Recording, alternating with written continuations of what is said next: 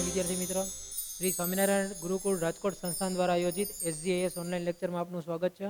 આજે આપણે વિદ્યુત રસાયણ ચેપ્ટરમાં નોન્સ સમીકરણનો ઉપયોગ કે જેના ઉપર સંતુલન અચળાંક અને ગિબ્સ ઉર્જા મૂલ્ય શોધી શકાય છે એનો આપણે અભ્યાસ કરશું. તો પહેલાં તો જોઈએ કે નોન્સ સમીકરણ શું હતું. ગયા લેક્ચરમાં ભણ્યા હતા, એક વખત રિવિઝન કરી લઈ અને જોઈ લઈ કે નોન્સ સમીકરણ કેવું છે. નોન્સ સમીકરણ એટલે ઈ સેલ બરાબર E naught cell minus RT by NF ln એનોડની સાંદ્રતા છેદમાં કેથોડની સાંદ્રતા. આ રીતે લખી શકાય. અથવા તો જો બીજી રીતે લખવું હોય, એને લોગના સ્વરૂપમાં લખવું હોય તો અહીંયા લખવું પડે E naught cell minus 2.303 RT by NF log એનોડની સાંદ્રતા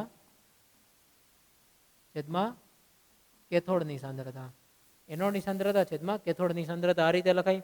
હવે તમને ખબર છે કે જ્યારે કોઈ પણ પ્રક્રિયા સંતુલને પહોંચે છે એટલે કે એની અંદર પુરોગામી પ્રતિગામી બંને પ્રક્રિયાઓના વેગ સમાન થાય છે. બંને દિશામાં પ્રક્રિયા સમાન થતી હોય છે. બરાબર. તો પુરોગામી અને પ્રતિગામી પ્રક્રિયાના વેગ સમાન થાય તો આપણે એક ઉદાહરણ માટે વાત કરીએ. આપણે ડેનિયલ કોષની જ વાત કરીએ. ઝિંકમાંથી Zn+2 બનતું હોય અને Cu+2 માંથી Cu બનતું હોય. તો આ પ્રક્રિયા માટે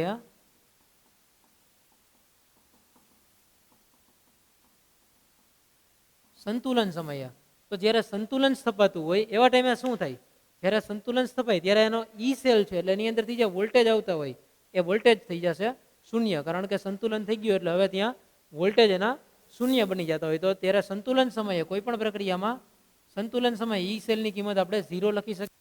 તો આ સમીકરણ આપણે ફરીથી લખીએ. જો ડેનિયલ કોષ માટે ઈ સેલ બરાબર E naught cell minus 2.303 RT by NF log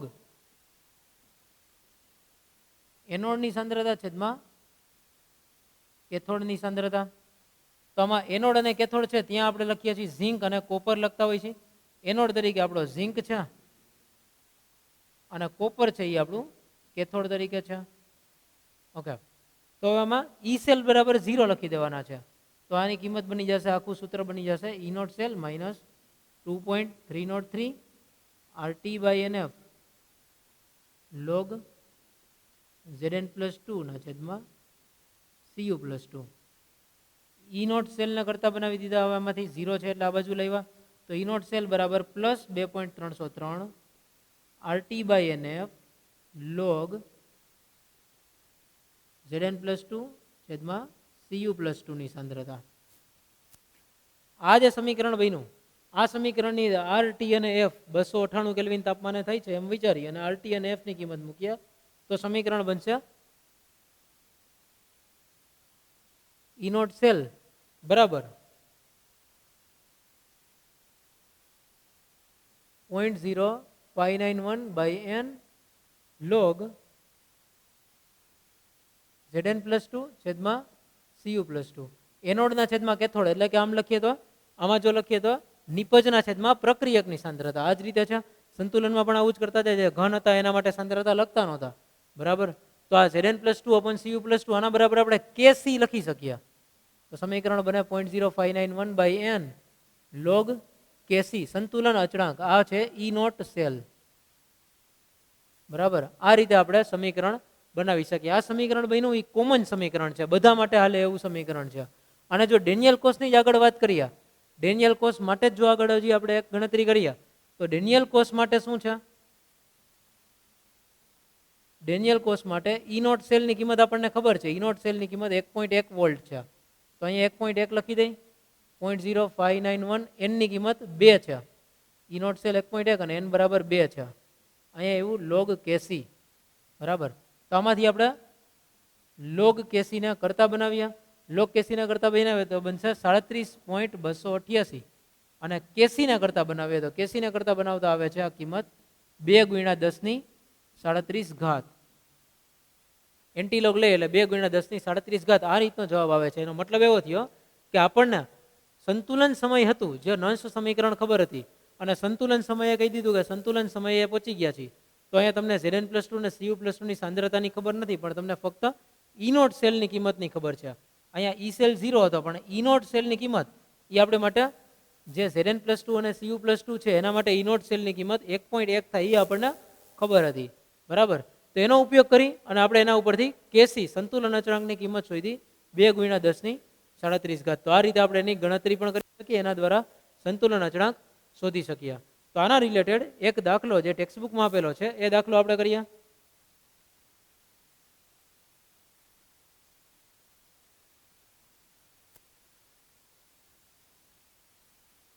કોયડો છે 3.2, બરાબર. પ્રક્રિયા લખેલી છે કોપર સોલિડ, કોપર પ્લસ સિલ્વરની પ્રક્રિયા છે. સામે બને છે Cu+2 aqueous plus Ag solid 2 mall. Okay, આ પ્રક્રિયા માટે સંતુલન અચળાંક ગણવાનો છે અને ઇનોટ સેલ 0.46 વોલ્ટ આપેલા છે. ઇનોટ સેલ છે 0.46 વોલ્ટ અને કેસી ગણવાના છે, બરાબર. તો આપણે પ્રક્રિયા આપેલી છે કોપર અને સિલ્વરની. આના માટે થઈને આપણે સમીકરણ લખી, નંશ સમીકરણ.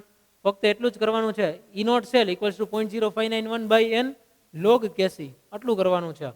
તો આપણી પાસે સૂત્ર તો છે જ. આ સૂત્રનો ઉપયોગ બધી જગ્યાએ કરવાનો રહેશે. ઇનોટ સેલ બરાબર 0.0591/n log કેસી. આમાં ઇનોટ સેલની કિંમત છે 0.46, 0.0591 n એટલે અહીંયા 2 ઇલેક્ટ્રોન છે, બરાબર. અને લોગ કેસી આપણે અહીંયા કેસીને કરતા બનાવવાના છે. તમે કેસીને કરતા બનાવશો, જે આવશે એ તમારો જવાબ રહેશે. તો ફક્ત એટલું જ કરવાનું છે તમારે. હવે આનું સાદુરૂપ આપી લોગ કેસી કરતા બનાવ્યા અને એમાંથી કેસીને કરતા બનાવવાના છે. કેસીને કરતા કેવી રીતે બનાવવા, લોગ અને એન્ટીલોગ કેવી રીતે કરવા, એના વિશે આપણે સંતુલન ચેપ્ટરની અંદર સારી એવી ડિસ્કશન થઈ ગઈ છે. તમે જોઈ શકો છો વિડીયો. એની અંદરથી તમને આઈડિયા આવી જશે કે તમારે એન્ટીલોગ કેવી રીતે જોવાના છે. તો આ હતું આપણું નંશ સમીકરણ ઉપરથી સંતુલન અચળાંક. હવે જે છે વિદ્યુત રાસાયણિક કોષ અને પ્રક્રિયાની ગિબ્સ ઉર્જા વચ્ચે શું રિલેશન છે. તો ગિબ્સ ઉર્જા છે એને આપણે ડેલ્ટા જી દ્વારા દર્શાવીએ છીએ. જે આપણી ગિબ્સ ઉર્જા છે એ ગિબ્સ ઉર્જાને શોધવા માટેનું સૂત્ર ડેલ્ટા જી બરાબર -NF E સેલ. આવી રીતે આપણું સૂત્ર છે.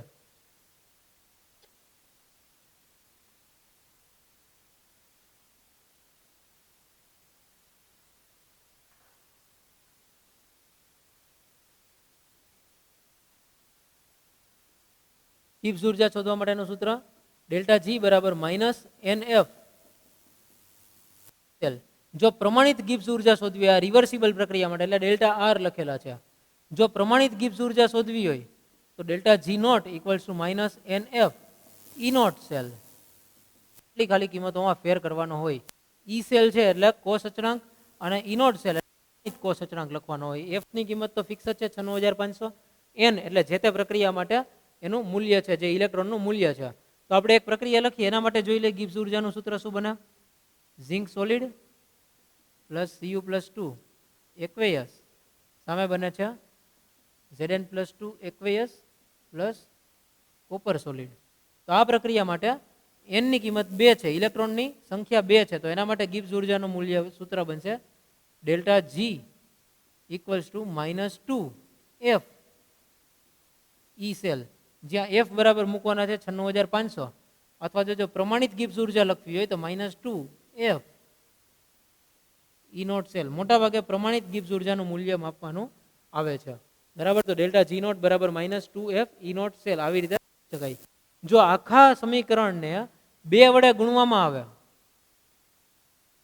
ફરીથી લખીએ એ પ્રક્રિયા. જો આખા સમીકરણને 2 વડે ગુણવામાં આવે તો અહીંયા ઇલેક્ટ્રોનનો ફેરફાર 2 થતો તો એની બદલે હવે ઇલેક્ટ્રોનનો ફેરફાર છે એ ત્યાં 4 ઇલેક્ટ્રોનનો ફેરફાર થઈ જશે. તો એવા સમયે તમારે સહગુણકમાં પણ ત્યાં 4 લખવા પડે. એટલે હવે ઇલેક્ટ્રોનની સંખ્યા વખતે થઈ જશે 4. તો 4 ઇલેક્ટ્રોન થઈ જાય તો ડેલ્ટા જી બરાબર -4f ઈ સેલ, અથવા તો ડેલ્ટા જી નોટ બરાબર -4f ઈ નોટ સેલ. આ રીતે આપણે લખી શકીએ. એટલે જેટલા ઇલેક્ટ્રોનનો ફેરફાર હોય એ ઇલેક્ટ્રોનના ફેરફારને ત્યાં ધ્યાનમાં રાખી અને ત્યાર પછી લખવાનું હોય છે. જો જેટલી પ્રક્રિયા કરે છે એ બધાની સાંદ્રતા એક જ હોય, બરાબર છે. જેટલી સ્પીસીસ છે એ પ્રક્રિયા કરતી હોય એ બધાની સાંદ્રતા એક હોય તો શું થાય? તો આપણે અહીંયા પાછું એકવાર ચેક કરીએ નંશ સમીકરણ. હવે નંશ સમીકરણની અંદરથી અમુક અમુક જે પ્રોબ્લેમ છે એ જોઈ લઈ. E naught cell minus NF upon RT upon NF LN એનોડની સાંદ્રતા છેદમાં કેથોડની સાંદ્રતા. જો એનોડ અને કેથોડની સાંદ્રતા એક હોય અથવા તો એનોડ અને કેથોડની સાંદ્રતા સમાન હોય તો એવા ટાઈમે શું થાય? ત્યાં બને ઈ નોટ સેલ માઇનસ આ એનોડ અને કેથોડ એની બંનેની સાંદ્રતા સમાન છે.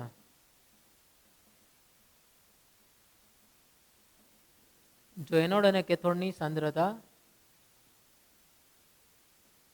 સમાન છે બરાબર અને આ કટ થઈ જાય છે અથવા તો બંનેની સાંદ્રતા એક છે એવું માની લઈ. પાછું એ ધ્યાન રાખવાનું છે કે જ્યારે સિલ્વર જેવા આવે કે જ્યાં વર્ગ ને એવું કરવાનું છે બરાબર વર્ગ કે એવું કંઈ કરવાનું છે તો એવા ટાઈમે એ પાછા ત્યાં લાગુ પડશે નહીં, ત્યારે પાછી આ વાત લાગુ ન પડે.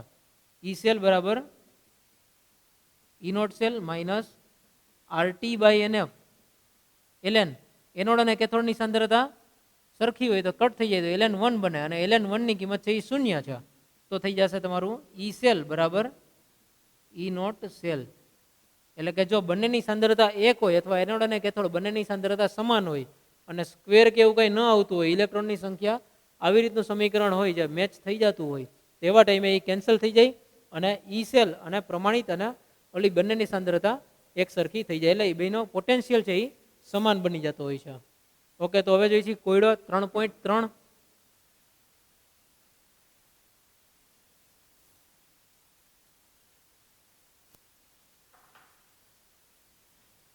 આપણને આપેલું છે ડેનિયલ કોષ માટે પોટેન્શિયલ.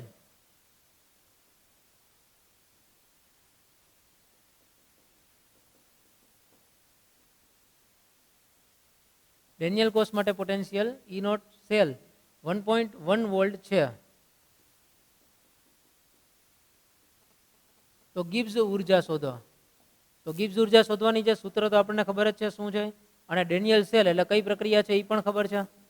Cu+2 સામે બને છે Zn+2 પ્લસ Cu.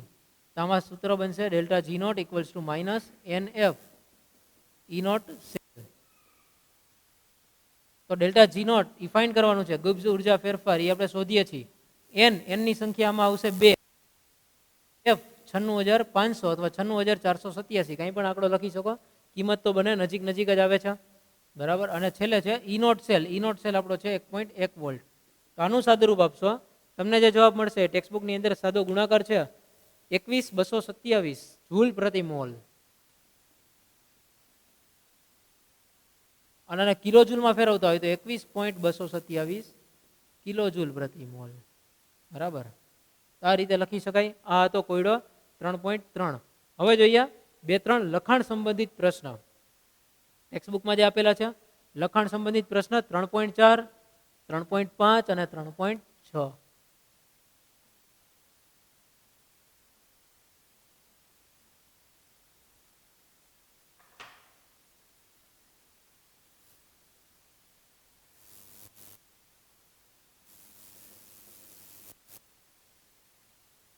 લખાણ સંબંધિત પ્રશ્ન પ્રશ્ન નંબર 3.4. 3.4 માં એમ કહે છે કે જેમાં પીએચ 10 હોય એવા હાઇડ્રોજન વિદ્યુત ધ્રુવનો પોટેન્શિયલ ગણો.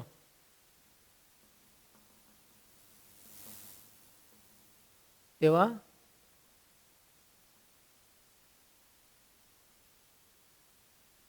હાઇડ્રોજન વિદ્યુત ધ્રુવનો પોટેન્શિયલ ગણો. તો જેની પીએચ 10 છે તો આપણને પહેલા ખબર છે પીએચ જો 10 હોય તેની ગણતરી કેમ સ્ટાર્ટ કરવી? પીએચ 10 તો પીએચ નું સૂત્ર માઇનસ લોગ H પ્લસ આવી રીતે છે એના બરાબર 10 છે. તો આપણે H પ્લસ ની સાંદ્રતા શોધવી છે. H પ્લસ ના કરતા બનાવો એટલે આ બાજુ લોગ H પ્લસ રાખીએ તો આ બાજુ થઈ જશે -10. હવે H પ્લસ ના કરતા બનાવો તો સામે 10 ની ઘાતમાં આવી જાય 10 ની -10 ઘાત.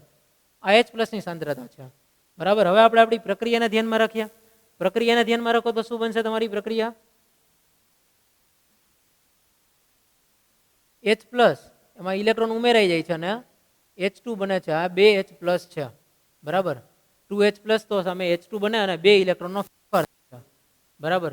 તો આપણે પોટેન્શિયલ ગણવાનો છે તો પોટેન્શિયલ ગણવા માટેનું સૂત્ર તમને ખ્યાલ છે E cell equals to E naught cell minus 0.0592 બે ઇલેક્ટ્રોનનો ફેરફાર છે એટલે અહીંયા આપણે એન લખી દઈએ પહેલા લોગ એનોડની સાંદ્રતા છેદમાં કેથોડની સાંદ્રતા એનોડના છેદમાં કેથોડની સાંદ્રતા તો આની અંદર તો એનોડ તો કંઈ છે નહીં કેથોડ તરીકે ફક્ત H પ્લસ લખવાના છે 2H પ્લસ તો અહીંયા ઈ નોટ સેલ 0 થઈ જશે આ બે ઇલેક્ટ્રોન લખવાના છે 0.0591/2 લોગ એનોડ એટલે 1 કેથોડની સાંદ્રતા 10⁻10 છે અને એવા બે છે ને હાઇડ્રોજન એટલે એનો સ્ક્વેર કરવો પડશે તો આ જવાબ આવી ગયો છે -0.0295 લોગ 1/10⁻20 -0.0295 લોગ આ ઘાત ઉપર આવે તો 10⁻20 થઈ જશે ઉપર આવે તો પ્લસ થઈ જશે તો આમાં 20 છે એ આગળ આવી જાય લોગ 10⁻20 તો ઘાત હોય એ આગળ આવે લોગમાં અને લોગ 10 એટલે 1 એટલે 20 ગુણ્યા 0.0295 એવું થઈ જશે તો આમાં બની જશે 0.295 માઇનસ બરાબર ઈ સેલ હવે જો આની અંદર આપણે જે ગણ્યું છે આ 0.0295 એના ગુણ્યા 20 કરીએ છીએ એટલે 0.059 થઈ જશે 0.591 ફરીથી ઓકે 591 વોલ્ટ માઇનસમાં આવ્યા હવે જે માઇનસમાં શું કામ આવ્યા છે કારણ કે આપણને ચોખવટ નથી કરી રિડક્શન પોટેન્શિયલ ગણો કે ઓક્સિડેશન ગણો અત્યારે આપણે ગણ્યો છે એ ઓક્સિડેશન પોટેન્શિયલ છે બરાબર આપણે ઓક્સિડેશન પ્રક્રિયા માટે લખ્યું છે આ જ વસ્તુ આપણે રિડક્શન પ્રક્રિયા માટે લખત તો અંશમાં લખાઈ જાત H પ્લસ તો આની કિંમત માઇનસ અને પ્લસમાં ફેરફાર આવત પણ આપણને ચોખવટ નથી કરી તો આપણે અહીંયા ઓક્સિડેશન પોટેન્શિયલ ગણ્યું એવી રીતે ત્યાં રિડક્શન પણ તમે ગણી શકો એવા સમયે બંને જવાબ એના સાચા માન્ય રાખવા પડે બરાબર E0 સેલ તો હાઇડ્રોજન માટે 0 હોય છે એટલે 0 લખ્યો છે અને બાકી આ કિંમતો આવી છે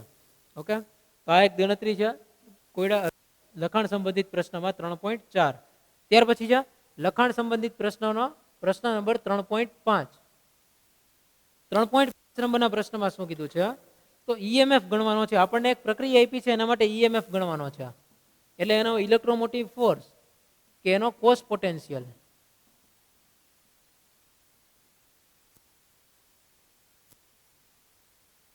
Ag પ્લસ નું દ્રાવણ છે એની સાંદ્રતા આપેલી છે 0.002 મોલર અને +2 આની સાંદ્રતા છે 0.16 molar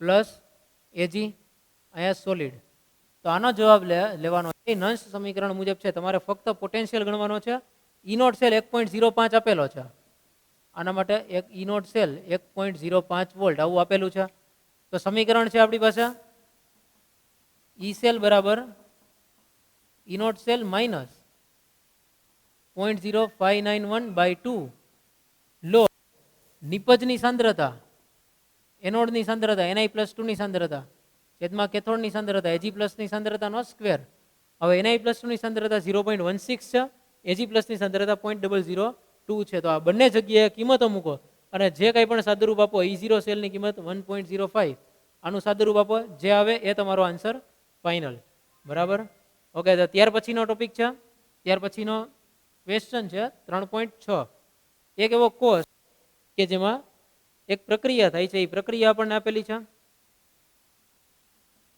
Fe+3 plus 2I minus Fe+3 છે એ 2 મોલ છે 2I માઇનસ છે સામે બને છે 2 mall Fe+2 plus I2 298 kelvin તાપમાને ઈ નોટ સેલ 0.236 વોલ્ટ છે તો એની ગિબ્સ મુક્ત ઉર્જા અને સંતુલન અચળાંક ગણવાનો છે એટલે તમારે શોધવાનું છે ડેલ્ટા જી અને સંતુલન અચળાંક એટલે Kc આ બંને ગણવાના છે તો ડેલ્ટા જી માટેનું સૂત્ર જે છે એ આપણે આજના લેક્ચરમાં જ ભણ્યા છીએ ડેલ્ટા જી માટેનું સૂત્ર -NF ઈ નોટ સેલ તો અહીંયા n એટલે એના ઇલેક્ટ્રોનનો ફેરફાર થાય છે એની સંખ્યા લખવાની છે તો આના માટે બંને અર્ધ પ્રક્રિયા લખો અને ત્યાર પછી ઇલેક્ટ્રોનનો ફેરફાર થાય છે એ સંખ્યા લખો તો અર્ધ પ્રક્રિયા આવશે Fe+3 એમાંથી બને છે Fe+2 તો આમાં એક ઇલેક્ટ્રોન છે એની અંદર ઉમેરાઈ જાય છે તો અહીંયા એક ઇલેક્ટ્રોન ઉમેરાય છે અને 2 વડે ગુણ્યા છે તો ટોટલ 2 ઇલેક્ટ્રોન અને પછી 2I માઇનસ આ 2I માઇનસ છે એમાંથી ઇલેક્ટ્રોન છૂટા પડે છે બે ઇલેક્ટ્રોન અને I2 બને છે તો આ દરમિયાન પ્રક્રિયાની અંદર 2 ઇલેક્ટ્રોનનો ફેરફાર થાય છે તો આ પ્રક્રિયામાં n બરાબર આવે છે 2 તો આની અંદર તમને કિંમત મળી ગઈ ડેલ્ટા જી માટે એનની કિંમત ખબર પડી ગઈ છે. હવે ડેલ્ટા જીની કિંમત શોધવાની છે. ઈ નોટ સેલ આપેલા છે 0.236, એનની કિંમત આપેલી છે 2. બસ આટલી કિંમતો મૂકો, જે આન્સર આવી જાય એ તમારો આન્સર છે. અને ત્યાર પછી સંતુલન અચળાંક શોધવાનો છે. તો સંતુલન અચળાંકમાં એનોડના છેદમાં કેથોડની સાંદ્રતા લેવાની છે.